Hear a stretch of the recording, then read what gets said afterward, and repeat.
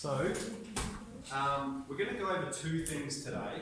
12B, you'll notice on the checklist there's nothing written down for 12B, but you will see it pop up on sector. I just want to talk about it, and you're welcome to choose some of the questions from there. And then I'll get into 12C, which is basically, we're doing a whole unit that you would have done in Year 8 and Year 9 in one lesson, okay? Because we've got those skills already, we're just going over them again. So, we remember this about indices. If we've got a times a times a times a, if we do it n times, that's going to be a to the power of n, okay? And that is different from if we had a plus a plus a. If we had n of that, that would equal n times a. All right, but here we're multiplying them, over here we're adding them. So that's one of the skills we learned back in Year 8. We call a the base. And then n is either the index, power, or exponent. And so we have these two rules here. Hopefully we're familiar with them, or we could derive them. We've got a negative base raised to an odd power is always going to be negative. All right, our answer is always going to be negative. So I'll explain what I mean there. All right, if we have minus 1, okay, if we have that to the power of 2, that's going to be minus 1 times minus 1, which is positive. Alright, if we have it to the power of 3, we're going to have minus 1 times minus 1, which will become positive, and then we're multiplying that by minus 1, which will make it negative. And so we can recognise that pattern. Whenever we have an odd power, the outcome will always be negative. And if we have an even power, that's what the second statement's making, is the outcome will always be positive. So it wants us to simplify these. So we have minus 1 to the power of a positive even number. So this is going to be an even number. And 1 to the power of anything is always 1. Alright, 1 times 1 times 1 is always going to be 1. So because we have an even number, it's going to be positive, and our answer is 1. Over here, our answer is going to be 1, but we have an odd number as the power, so that means it's going to maintain its negative. And then here, if we have minus 2 to the power of 2, alright, we have an even power, so our answer is going to be positive, and we know that 2 squared is 4. Alright, that's pretty much all we need to point out here. Okay, we're just revising indexes and then perhaps just covering this if we weren't sure of it. Let's move over to index laws. I've written some up here. There will be a bit more that I will need to write up here. Okay, so I've handed out all those rules to everyone. So you should have a copy of those. And they're in your textbook. What page is that on, Austin? That's 328. Yep, so I've just ripped them straight out the textbook. So when we have the same base and we're multiplying them together, we can add the powers. Alright, so we have 2 to the 3 times 2 to the 5. That's going to be 2 to the power of 3 plus 5, okay? Which is 2 to the power of 8. I'll just show you really quickly how we derive that. Alright? If we have 2 to the 3, that is 2 times 2 times 2. Alright, that's 2 to the 3. And we're multiplying that by 2 to the 5. So that's 2 times 2 times 2 times 2 times 2. And look here, we've got 2 times itself 8 times. So we've got 2 to the power of 8. So that's where we derive that rule from. Okay, if we have 1 at the top and 1 at the bottom, we've got the same base. We can subtract. We subtract the bottom power from the top power. So I'm going to write it out like this every time, just to show you exactly what's happening. You don't need to demonstrate that. You can just jump straight from there to the answer. All right? These are simple things. All right, 3a squared, that squared needs to apply to every term in the bracket there. So we're going to have 3 squared and a squared, and we could just write that as 9a squared. Okay, same with this one, it's applying to everything inside the brackets. So what we've got is we've got 2 to the power of 3, we've got b to the power of 4 to the power of 3, and then that's on top of a to the power of 3. Now 2 to the power of 3, that is 8, that's 2 times 2 times 2. And b to the power of 4 to the power of 3, if we look at our index laws, we just multiply those powers together. B to the power of 4 to the power of 3 becomes b to the power of 12. And that's on top of a to the power of 3. And so we've expanded it out, we've simplified it. Okay, saying here that 4 is going to every term. Now that minus 3, that negative, it doesn't belong to every single term in there, it only belongs to one of them. So let's just put it with the minus 3. And we've got a squared to the power of 4 and then b to the power of 4. And now let's simplify that. 3 to the, so we've got minus 3 to the power of 4. 3 to the power of 4 is 81, and it's negative 3, but it's to the power of an even number, so our outcome is going to be positive again. So we've got 81, we're going to have a to the power of 8, and b to the power of 4. Okay, then we've got down here, express as a single power of 2, 3, or 5. Basically, we probably expect you to know the first 5 powers of 2, 3, and 5. So for instance, 2 to the power of 1 is 2, 2 squared is 4, 2 to the 3 is 8, 2 to the 4, 16, and 2 to the 5, 32. So let's write them down for 3 as well. We've got 3 squared is 9, 3 to the 3 is 27, 3 to the 4 is 81, and 3 to the 5, 243. Excellent. And then 5 as well. 5 to the 1 is 5, 5 squared is 25.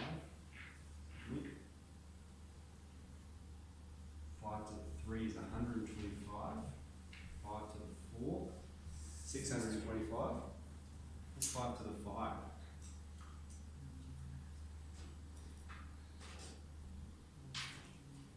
300.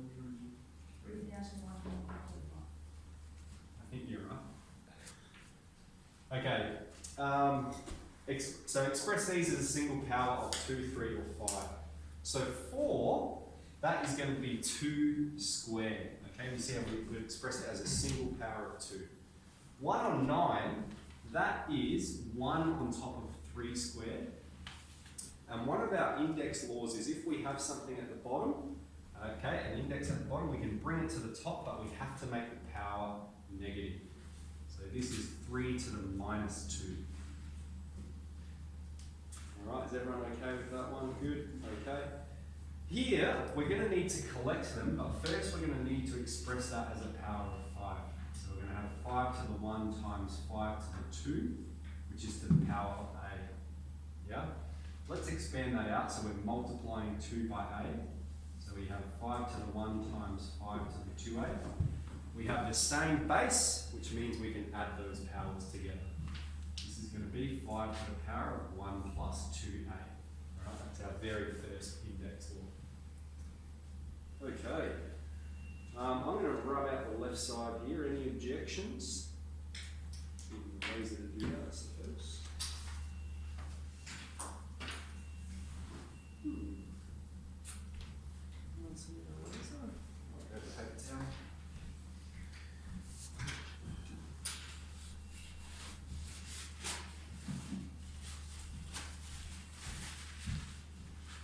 Okay, so we do have just one more problem of these, which is a little bit harder first. So we've got D of that.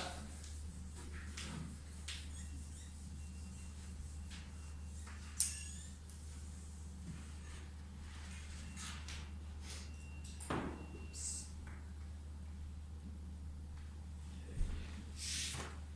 D, we've got 4 to the n plus 1. 2 to the power of x, and I'll just put a few other questions up here and then we'll look into them. Okay.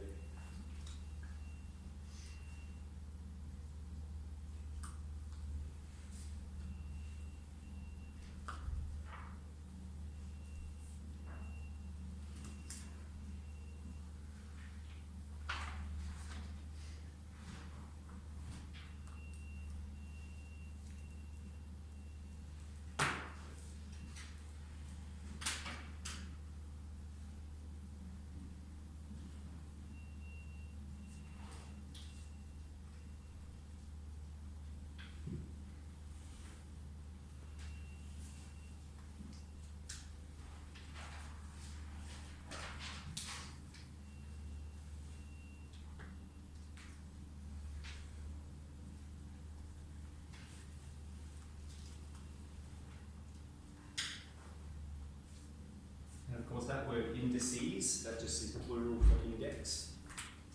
So right, we have negative indexes, and we've got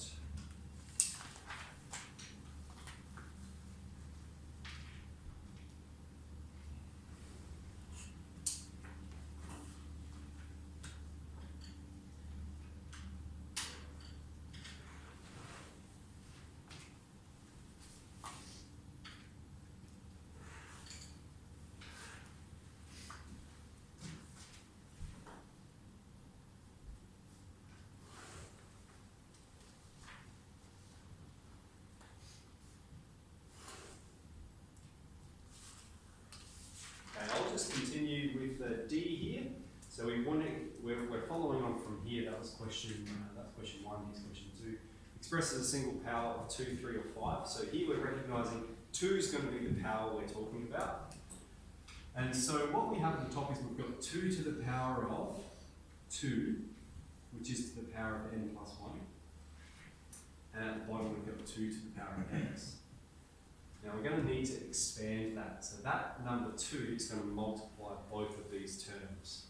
So we have 2 to the power of 2n plus 2 divided by 2 to the power of x. And so then to write it as a single power of 2, they have the same base, so we can subtract this power.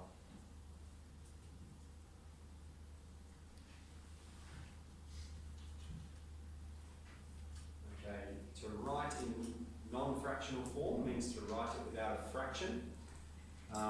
So a to the x, we're just going to write as 3a to the negative x. Bringing it to the top, giving it a negative index. For b, we've got x plus 3 on x squared, so that means we're going to write that one as x to the minus 2. Bringing it to the top, making the index negative.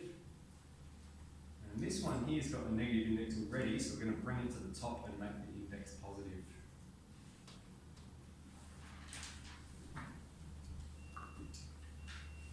Okay, then we're doing the opposite. We're writing without negative indices. So we're going to have 1 on top of a to the power of 4. If I'm going too fast, stop me. I'm going to do a bit quick here.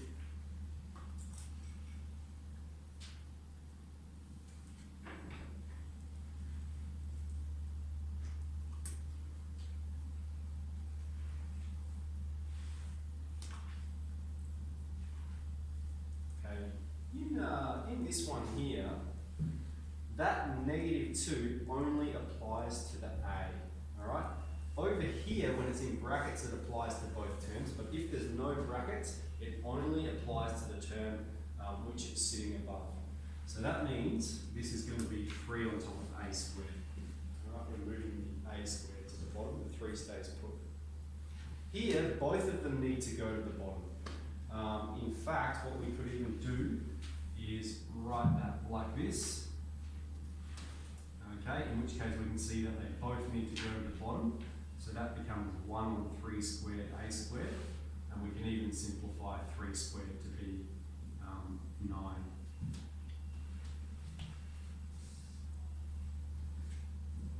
Alright, so I just really wanted to point out the difference between those two.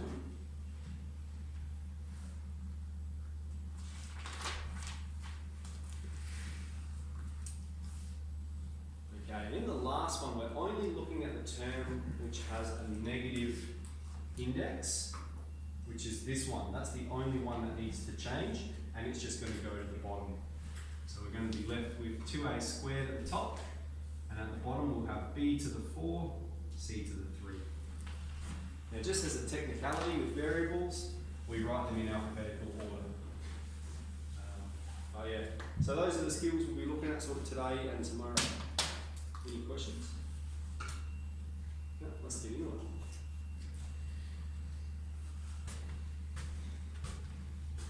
Is that annoying?